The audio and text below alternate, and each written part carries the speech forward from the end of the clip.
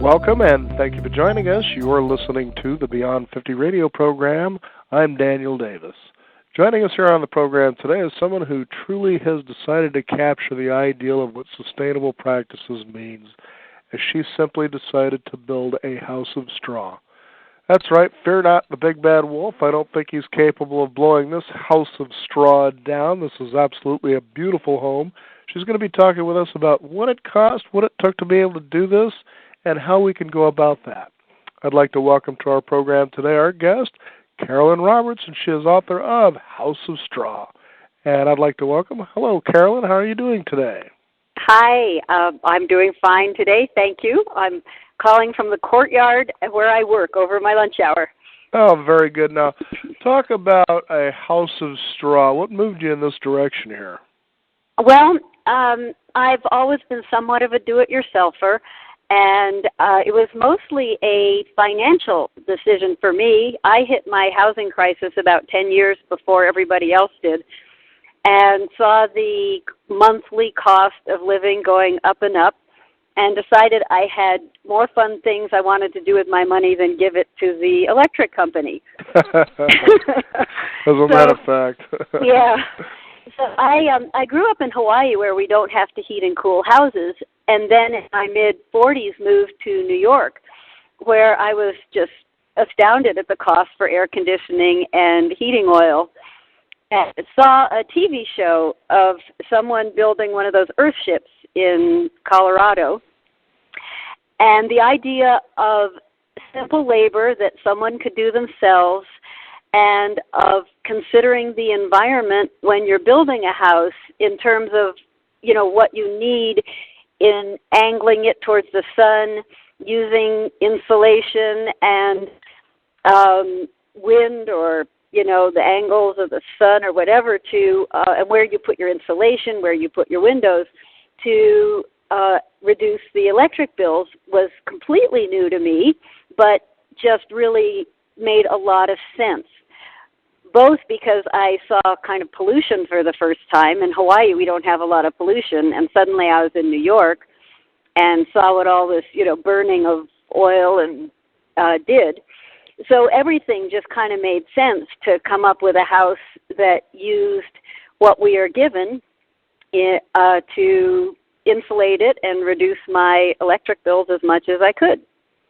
Now, was it just your electricity that you were able to save money, or were there other ways that you did as well? Well, I was interested in reducing my cost of a mortgage, too. I had seen the cost of housing go, gosh, I remember my first friend that bought a house bought one for $40,000, and that was so much money.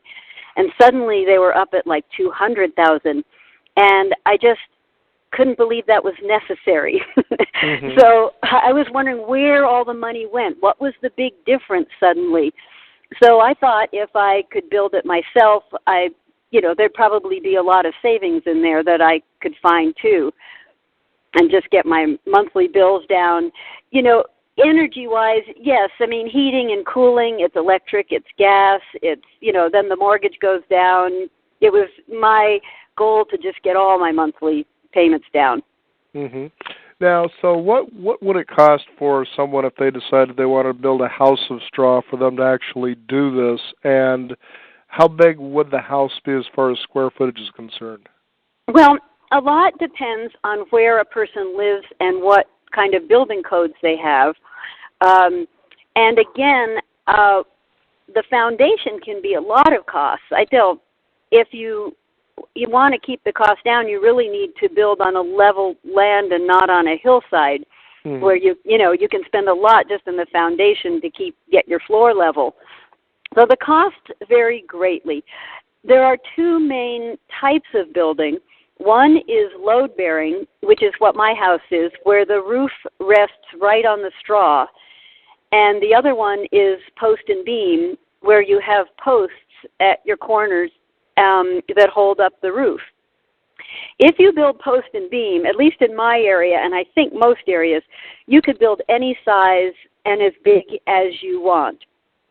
In Tucson, where I live, we have a building code for load-bearing, but the house has to be a rectangle, and then there are rules.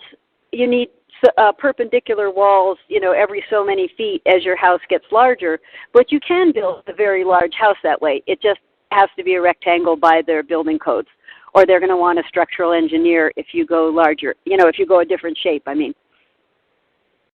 It just seems like such a neat way to go. But then again, as you said, even if you're trying to build a house of straw, everybody seems to have their hand out when it comes to money, huh? Well, this is very true.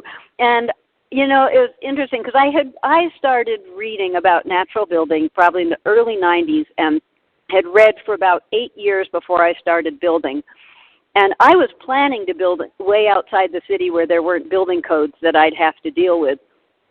But even then, a lot of the books made it sound so simple, but when it came right down to it, the straw is the walls, but there is still all the plumbing and the wiring and the roof, and there's just a lot of expense with all the interior walls, and if you don't stay simple in all those other things too, you can still spend a lot of money. Mm-hmm. Oh, well, now the one thing I was curious about now, is there a particular kind of straw that you use? Because the one thing that I was thinking about is the potential for inside mold, I guess, and that's something I'm sure nobody wants. Yeah, right. I would never build one of these in the tropics because the humidity is so high, and two, you don't need insulation in your walls. So in the desert, we don't need to worry about mold much. It's just very dry. But that is one of the issues in building in a damper climate. And so there are a lot of ways to get around it. The type of straw is, we use wheat here. In California, I believe they mostly use rice. You can kind of use whatever's available. It just should be packed really tightly. You find a farmer or a place that has a really good tight baler. And here in Tucson, there's a few feed stores who are aware when someone comes in and says, I want straw bales for building, they know which farmers to send you to. So hopefully wherever people build, there's some resource like that. But again, I would just check with the farmer. In New Mexico, I went there, and they had smaller bales, which were easier to handle. Our bales here are 3-string, and they're almost 90 pounds each. In New Mexico, they have 2-string, and they're much easier to work with. But you can really work with any size bale. In terms of keeping it dry, one of the big things is don't plumb through the walls. I actually did plumb through the walls, but I used a type of plumbing called PEX plumbing, which has flexible vinyl tubing. They use it for radiant heat floors, and there are no joints in the wall at all that could leak. So generally they tell people if you're going to either plumb with PEX or if you're going to plumb with something that has joints, then plumb through the floor so you don't have any leaks. And if you're doing post and beam, then people generally put the posts and the roof up, and then when the straw arrives, they stack it in under the roof and build out just so it doesn't get wet. And in my climate, we don't get a lot of rain, and so I just kept mine covered, actually just with some plastic until I got the roof on. Mm-hmm. So yeah, it is important to keep it dry because it can just mildew, and it just disintegrates if it mildews. So you don't want a roof leaking into the center of a bale, and you don't want any plumbing leaks or anything else. On the inside of the house, also another precaution that we take is to build up a little footing so that the bottom bale doesn't go all the way down to the floor of the house on the inside.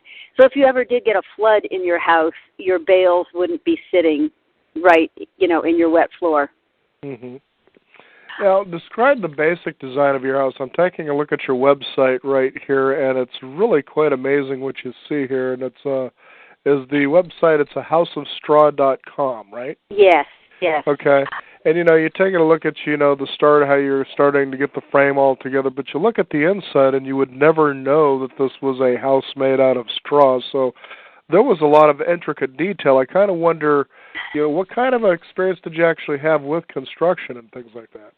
Well, I had quite an experience with construction because I really didn't know it. I think very often people that do this know more construction. I've always been a do-it-yourselfer, and I just thought, well, I'll get myself some books and read up on it, and I ought to be able to do this. How hard can it be to stack up some straw bales and cover them with earth and plasters? But there's all those other things, foundations and roofs and, wiring and all these other things.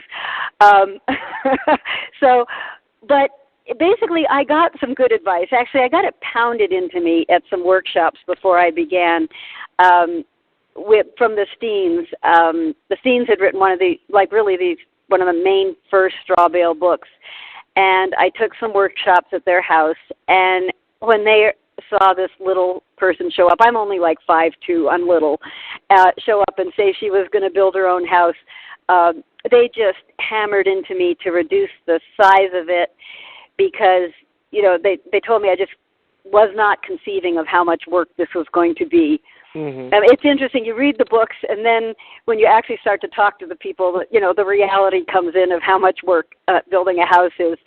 And I tell people, well, if you've ever just built a work shed or some little home improvement project, you probably found that you were making trips back and forth to the hardware store.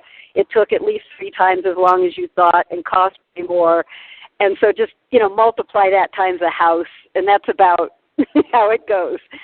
It just took much longer, and it was a lot more work than I imagined. But I learned a lot, and it got done. So I am very, very thankful that I was told to keep it small. As they said, you can always add on later. But the main thing is you want to have, you want to get finished, and you will learn so much in the first house that you build or just in building the initial square that then you will know so much more if you do decide to add on later.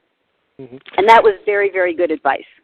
Now, I'm looking at your floor plan here on your website. So your bedroom is actually up in a loft? Mine is actually downstairs, but I had 2 teenage boys at the time. So basically it's one big room, and then on one end of the house is the kitchen and dining, and the other end has my bedroom and a bathroom down below, and then a loft over the top of my bedroom and the bathroom, which is where my 2 boys lived when they were home. Mm-hmm. Okay. Now, the thing that I found interesting, and correct me if I'm wrong, when it talks about some of the sustainable features that you have, is that you can collect up to 500 gallons of rainwater just on 2 inches of rainfall? Oh, yeah. Well, wow. Yes, actually. It is amazing. If you do the math, I don't have the math in front of me, but you figure out how many cubic inches are in a gallon of water, and then take the square footage of your roof, vertical doesn't matter, it's only horizontal square footage, and multiply that times an inch of rain. It's astounding how many gallons you get. And I have a 7-foot porch all the way around the house, so I actually have a pretty good-sized roof area. And I did gutter the house and then put in rain collection. And, I can gather a lot in a small rain, which is about all we get in the desert. Oh. Now, let's talk about some of the other sustainable features that you have, as far as heating and so forth. Sure. Okay, well, I have no central heating. Building code requires that we have a heater in every room. It's very funny. In the desert here, where it gets to be 110 in the summer, cooling is not required, but heating is. Like I said, everybody's got their hand out no matter how much nonsense it means. So I did have to put a baseboard heater in each room for the inspection, but I think I'm okay if I say that I was able to unplug them after the inspectors left. And I really have no central heating. But I do have a big south-facing sunroom, which is just a wonderful room anyway. And in the winter, when the sun goes low, it just blazes right into these big glass windows of my sunroom. And then I have French doors that go into the house. So I can open up the French doors during the day and just let the heat pour in, and then I close them at night. And the house is so well insulated that it just holds its heat fine. And that's because of the bales, right? Yeah, it's partly because the bales are insulation, but I also have thick earthen plasters, which thermal mass, basically, that it's like a cement floor or a big rock. So when the sun comes in and hits that, it warms it up, and then that will just also hold the temperature inside the house, along with a lot of insulation that helps hold it too. I'm just kind of curious why somebody would, as the listening audience is tuning in, Yes. Building a house of straw, what are the advantages of doing that, such as how the costs compare, so forth, to, like, let's say, doing a conventional house? Yeah, well, what I learned, as I was heading into it, of course, I figured, well, the labor will be simple. I mean, what's the big deal stacking some straw? Right. Because I did have 23 inspections to pass and did end up building it, not far outside the city. So, and as I got into it, I realized that a good portion of the house is going to be the same. But what I did, by doing it myself, I used a lot of earthen plasters, which actually that was another consideration in my house. I was somewhat chemically sensitive. I don't know if it was moving from Hawaii to New York, but I found myself coming down with all kinds of allergies, and I wanted a house that breathed fresh air. And as I read, that if you use earthen plasters instead of cement stucco and have straw bales, your house can just kind of filter fresh air in and out through the walls. Yeah, I like that a lot. So by doing this, by using earthen plasters, and I have an earthen floor instead of a cement floor too, because I didn't want the chemicals from a wall-to-wall carpeting also. Right. And so I really liked that idea. Plus, if you tried to hire somebody to do earthen plasters, it would cost you a fortune. It's just not one of those things that it's worth hiring out. And the cement that goes into a house is a lot of expense. A cement slab in itself is very expensive. Blowing stucco onto straw bales or onto a brick wall or whatever is expensive also. I remember getting a quote or something. It was like $7,000 to blow the stucco. So I just did it myself with, plasters that are made out of clay and sand and water, basically, and very inexpensive ingredients. But they're beautiful. They have this wonderful sheen that natural, genuine natural elements do. And I can use clay, powdered clay, like you just get from a pottery store, and mix up whatever color I want. And then you can just get extremely creative in molding it, embed glass or shells. People get those wonderful blue bottles and embed them. You can really, really get artistic. I'm so glad you said that, Carolyn, because today you go to any given neighborhood, it doesn't matter whether it's a street of dreams, middle class, whatever the case is. And it seems like the homes, they look and they have a feel of all just being the same, This is true. And especially when it comes to painting a home, it's either gray or it's a white or it's this. And you think to yourself, when you start talking about, it's almost like, you coming from Woodstock saying, I'm going to do something that's not only down to earth, but people are going to look at this and go, that's a house that feels and looks alive. Yes, and people do absolutely say that when they come in. One of the fun things since it got finished has been learning all the things you can do with earthen plasters. And yes, you can ground mica you can put in. It makes this wonderful sheen. Or lately I've been staining with ferrous sulfate fertilizer, which is rust basically, and you get this wonderful golden glow of the rust coming through.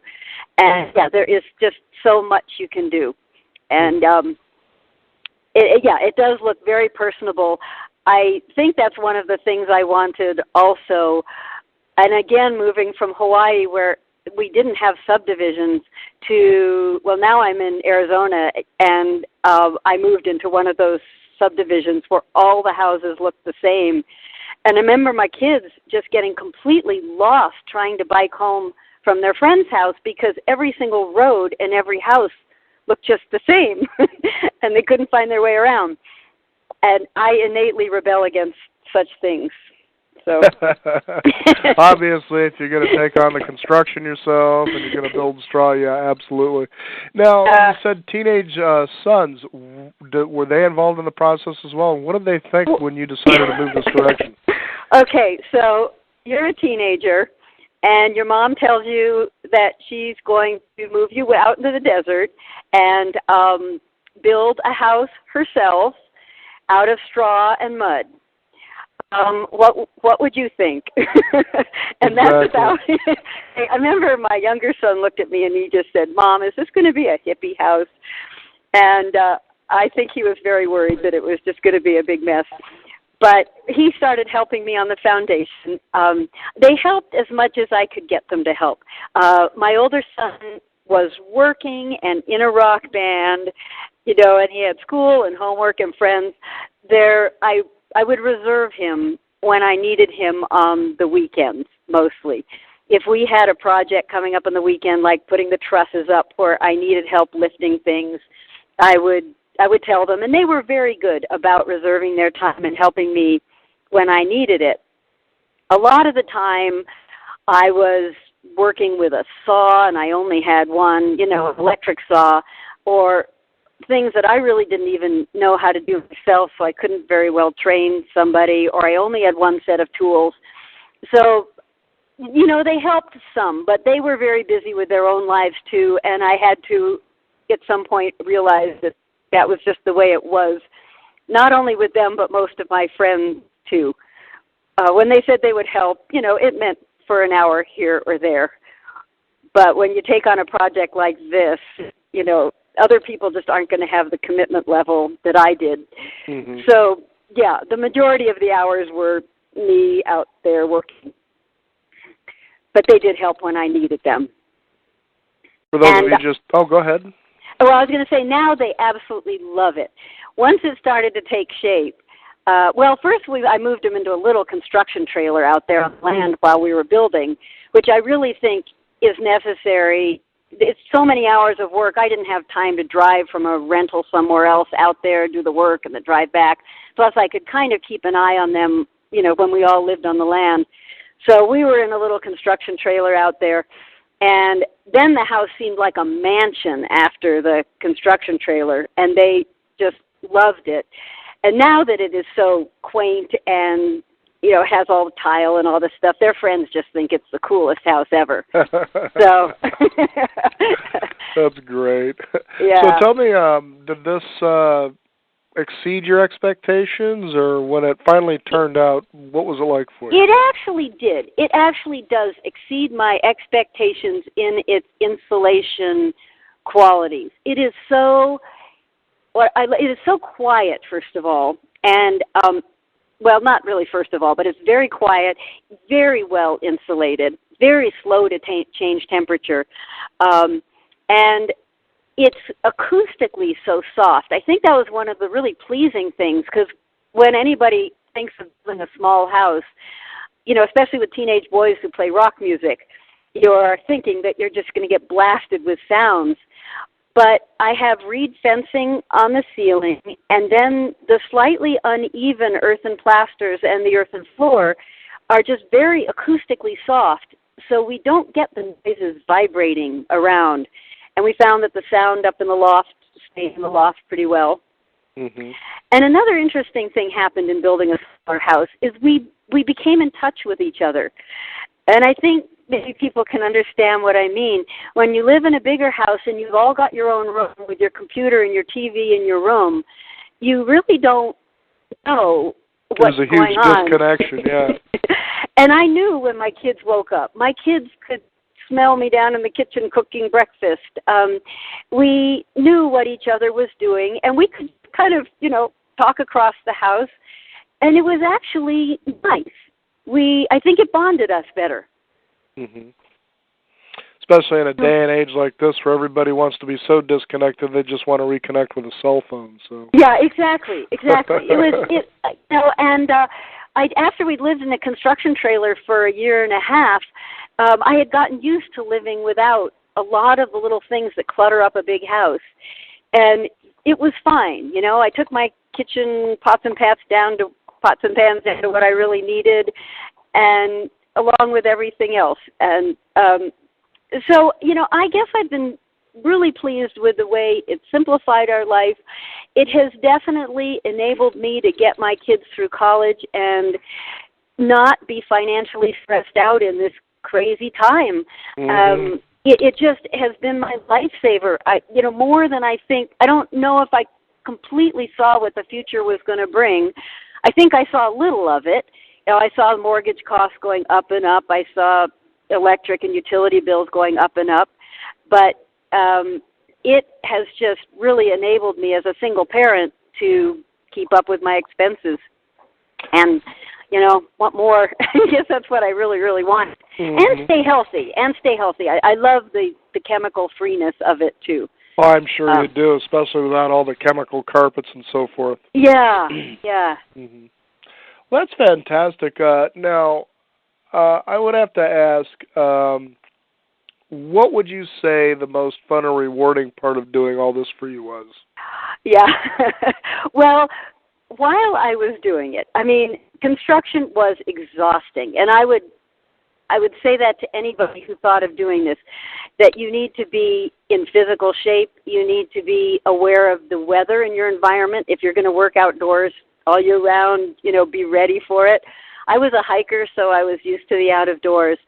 So it was exhausting, but through the exhaustion, it was so fun to be living a dream, reading about it, studying, getting my goal, and actually doing it and watching it take shape every weekend.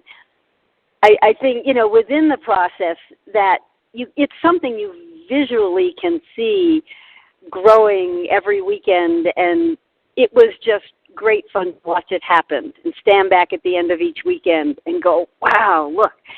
So that was the most fun. In the middle of all that, there was a difficulty that it was costing more than I thought, and I was just exhausted because I was working full-time, just pushing myself to the absolute limit and having to try and figure out how to do each phase of it. So, it was mixed. But once I reached the end of it, the absolute joy of getting this done, and, I guess maybe I have a little bit of a rebel in me against all the conformity, like I was saying. And it was just so fun to be stepping outside the limits and pushing myself at age 50 to just do something that I really wanted to do. So, personally, that was an inner goal, and on top of the financial goal, to just know that, wow, I've got a mortgage of $50,000, yes. And so know that I could make my bills and, as a single person, just stay single if I wanted and I could afford it, fine. And now that it's finished, I have just loved all the people that I have met. And during the process, too, volunteers just come out of the wood. And it was so rewarding, particularly 2 days. We had the wall raising day where probably 30, 40 people that I'd never seen before and haven't seen since just show up out of the goodness of their hearts because they want to learn it and put my walls up for me. We had a wall raising party. And we did the same thing with the earth and plasters one day, and it was a cold winter day. It turned out to be really cold, but, that's maybe 40 degrees where I am. That's really cold here. And people just showed up, and they worked so hard all day covering the house. It was theirs. They just totally worked as a team, and it was very, very joyful to just meet all these people who were so interested in natural building too and wanted to learn it and were willing to come help. Not to mention it saved on construction costs a little yes. bit anyway. Yes. And just to meet people who behave like that. Sometimes I think it's very heartwarming these days to just, hang out with volunteers and people who just do things because they believe in them.